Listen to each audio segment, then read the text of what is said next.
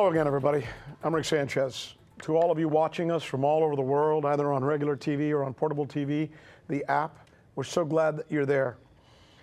Today, our nation, America, is a country in chaos, with violence now spreading from coast to coast. We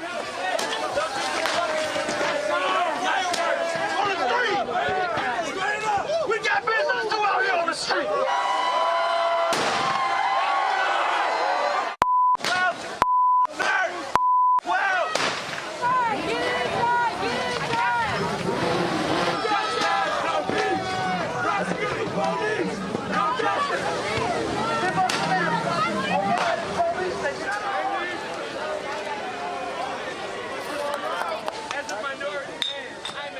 As we watch those photos together, I want you to think about this.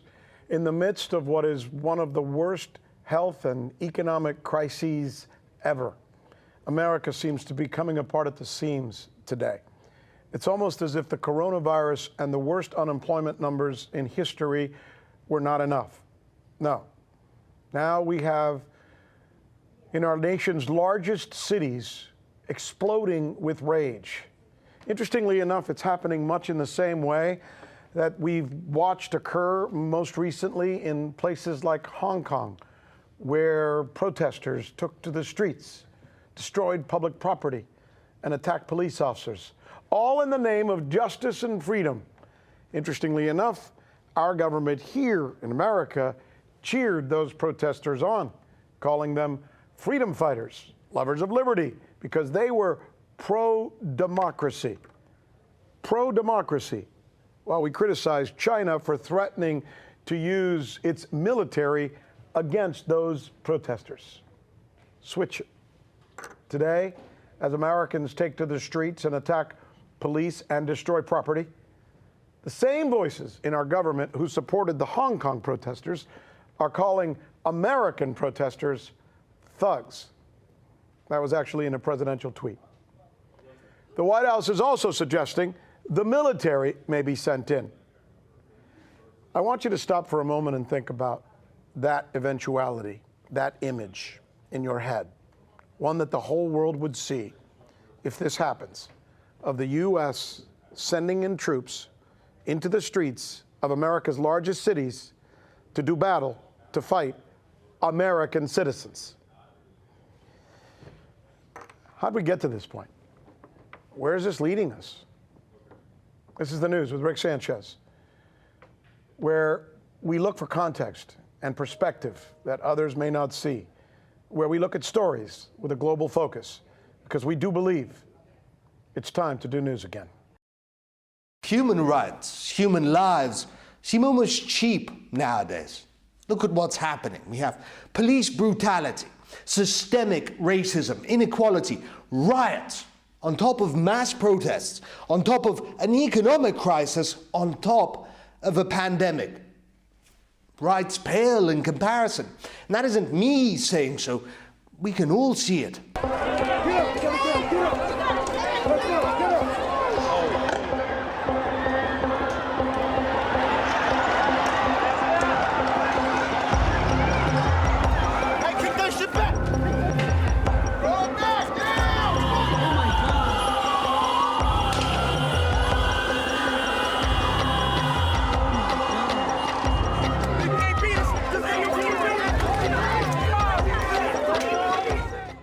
People are dying, even killing if the court agrees.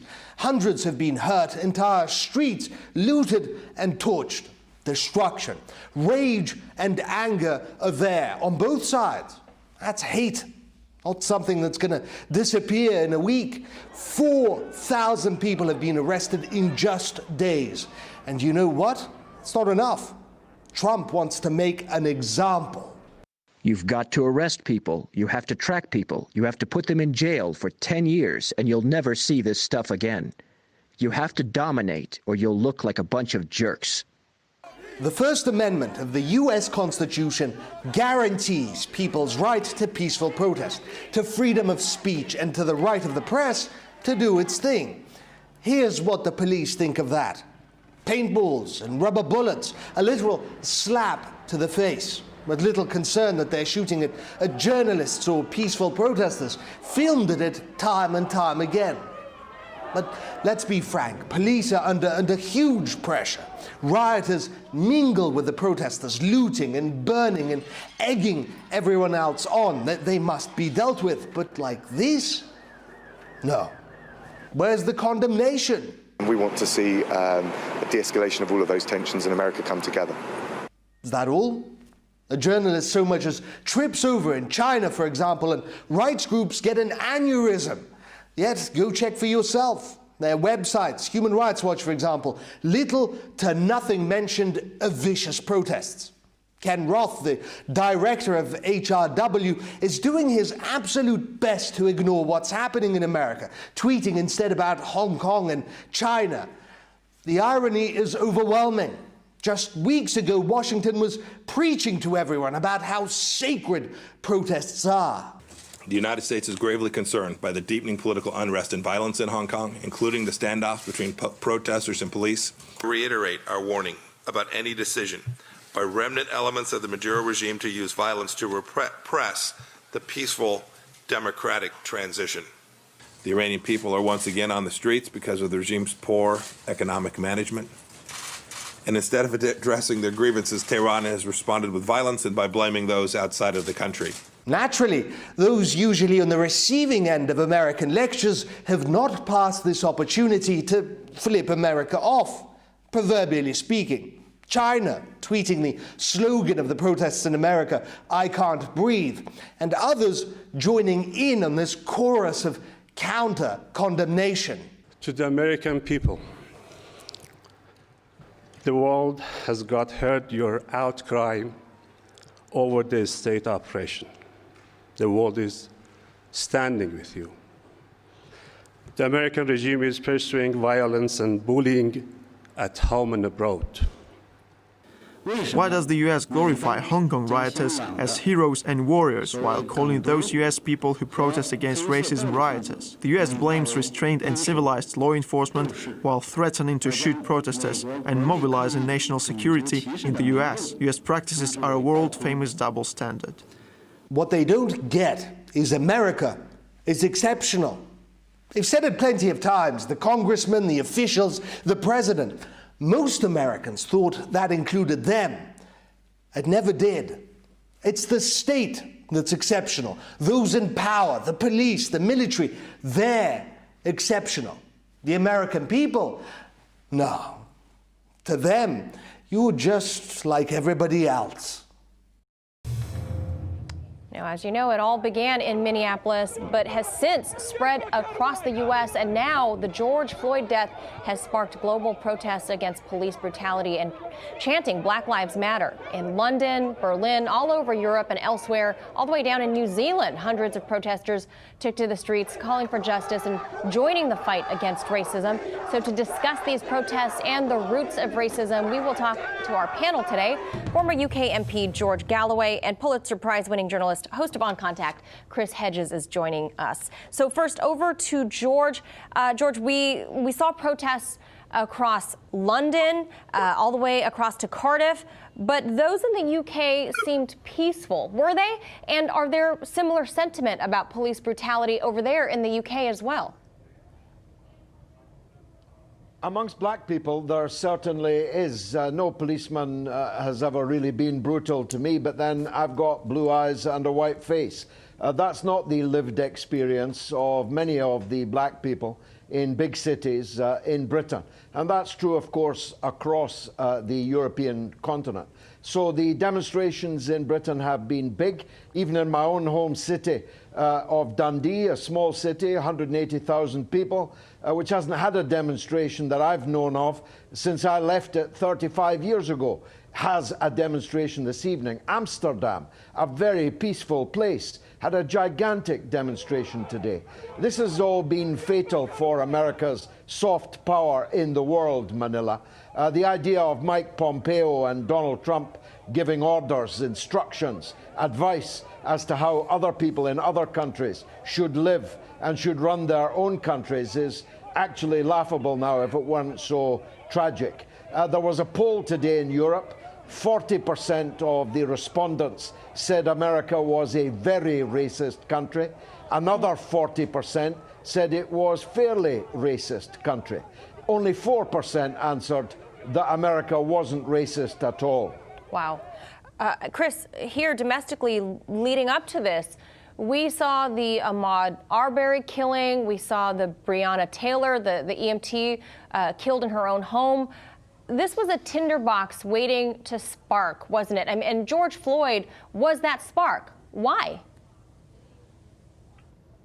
Because of the systematic forms of racism and oppression that have squeezed and put tremendous stress on the lives of the poor, the working poor, and in particular, those people trapped in what Malcolm X called our internal colonies. Half the country lives in poverty or a category called near poverty. The poor are priced out of the healthcare system. The public schools don't function. They don't have adequate food. We had rampant food insecurity before the pandemic, clean water, constant evictions, the largest prison system in the world, privatized utilities that can be shut off, lack of employment, crippling debt peonage. And of course, the pandemic has exacerbated all of this.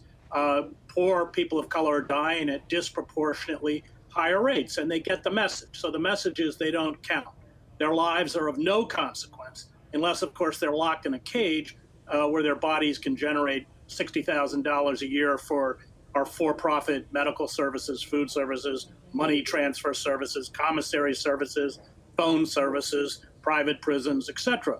And I think that what we're seeing is not just another rising up against the wanton and indiscriminate murder of a black man. Remember, 1,100 people, almost all poor people of color who are unarmed, are murdered every year by police in this country. But I think that, finally people have had enough. I think that's what we're seeing, and that's why it's rippled out across the country.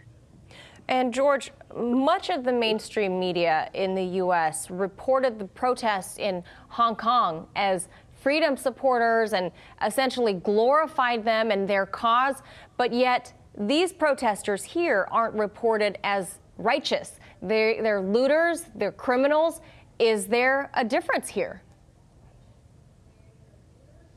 Yes, it was the worst timing in political history when Donald Trump appeared in the Rose Garden to take a new raft of sanctions against China on the proximate cause of how China treats its protesters.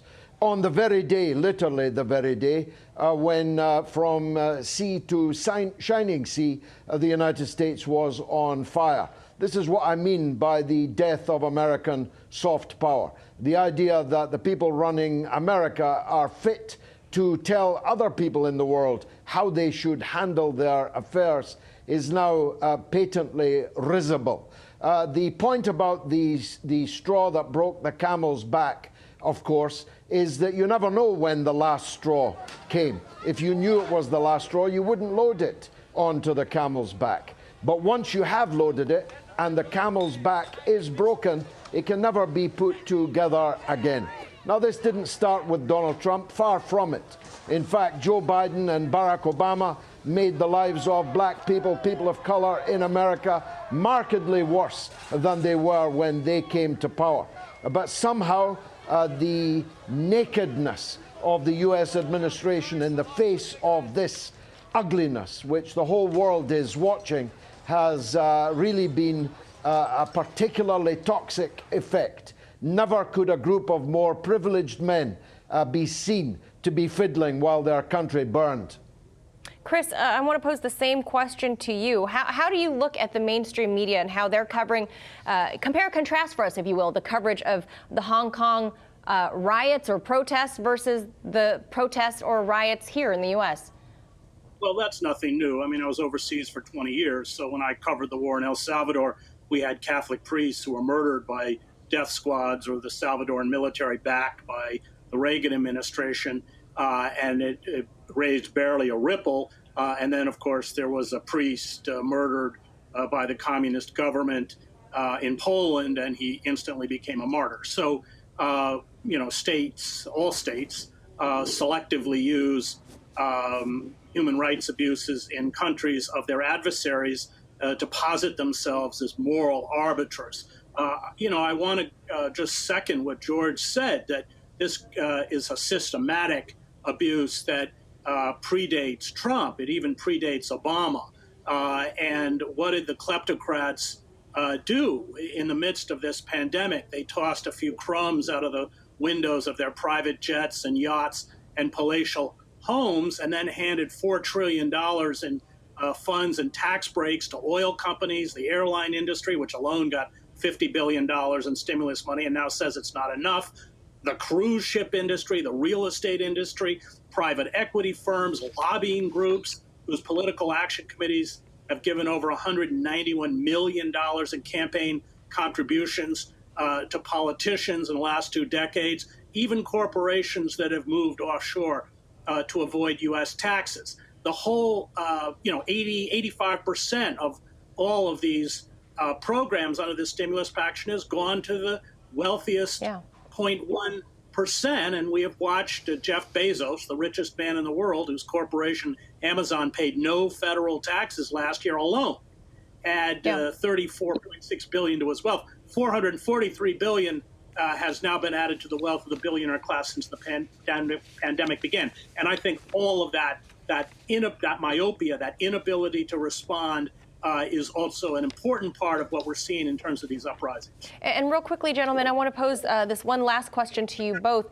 We've seen in recent days this sustained protest movement happening all across the country. Russia is being brought into it. George, what are your final thoughts on that?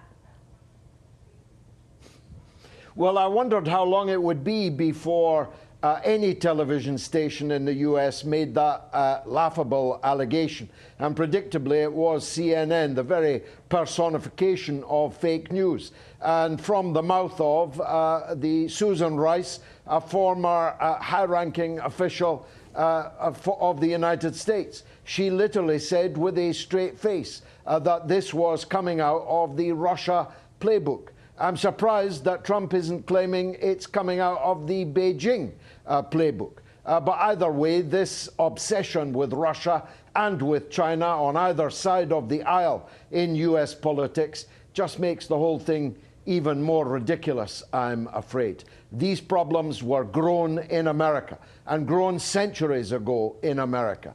And they should be addressed and solved. I pray that they are solved in America. It's about time America stayed home and fixed its own problems. Chris, final thoughts on Russia being a part of this? Well, of course, the ruling elites aren't going to accept responsibility. Remember, they've gone after Antifa, which on the spectrum of violent terrorist groups is equivalent with the Boy Scouts. After Russia, they will look for any scapegoat they can. They will widen the social and cultural divides, which is largely racial, pitting white vigilante groups against anything to deflect responsibility from their own complicity. And let's be clear, the complicity of the Democrats and the Republicans in creating this oligarchic state and orchestrating a corporate coup d'etat. All right. Gentlemen, thank you both.